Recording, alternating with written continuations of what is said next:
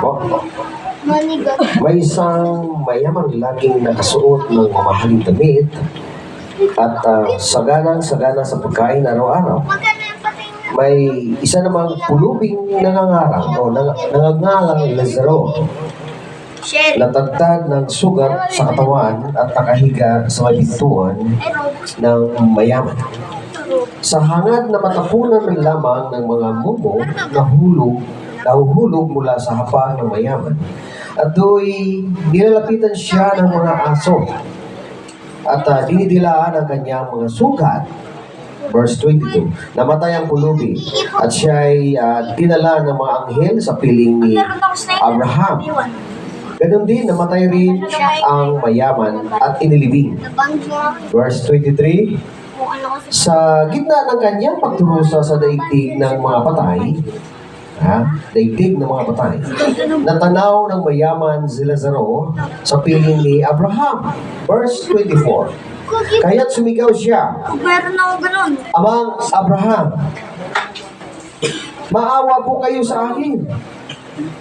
Utusan po ninyo si Lazaro na isausaw sa tubig ang dulo ng kanyang daliri at basain ang aking dila dahil ako'y naghihirap sa apoy na ito. 20. Sabi, no?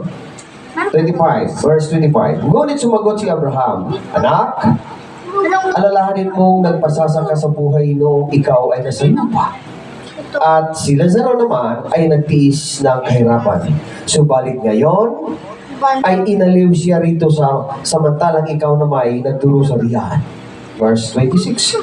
Bukod dito, may malaking bangin sa pagitan natin kaya ang mga naririto ay hindi makakapunta diyan at ang mga naririyan ay hindi makakapunta rito. Tsaka meron din ako. 27. At tsaka meron. Verse 27. Ngunit sinabi ng mayaman, kung gayon po, Amang Abraham, ipinakiusap kong papuntahin na lamang ninyo si Lazaro sa bahay ng aking ama. Sa aking 5 kapatid na lalaki, suguin po ninyo siya upang sila'y bigyang babala at nang hindi sila humantong sa dakong ito ng pagturusa. 29 verse 29. Ngunit sinabi sa kanya ni Abraham, nasa kanila na ang mga kasulatan ni Moses at ng mga propeta. Iyon ang kanilang pakinggan. Verse 30. Sumagot ang mayaman, hindi po sapat ang mga iyon, ngunit kung magpakita sa kanila ang isang patay na muling nabuhay, magsisisi sila at tatalikuran ang kanilang mga kasalanan. Okay, last verse. Ito pong napakaganda. Sinabi naman sa kanya ni Abraham, kung ayaw nilang pakinggan ang mga sinulat ni Moses at ng mga propeta, hindi rin nila paniniwalaan kahit ang isang patay na muling nabuhay. So tayo po na panalangin. Amang Diyos sa mga pangyarihan sa lahat ito. Narito po ang inyong mensahe sa harapan ng aming mga kapatid. Nakikiramay kami sa aming pong kapatid na pumanaw. Kaya Ama, i-comfort mo po ang pamilya. Pati ang makakarinig ng mensahe ito, hindi niyo po sila ng enlightenment. Pamotivate ang kanilang pusisipan kung gaano kahalaga po ang mensahe sa gabi ito. Maraming salamat po, Diyos. Pinupuri ka namin pinapasalamatan sa Panginoon na iyong ito at aming Panginoon sa Kristo. Okay. So tingnan natin ang buhay ng isang mayaman at ng si Lazaro.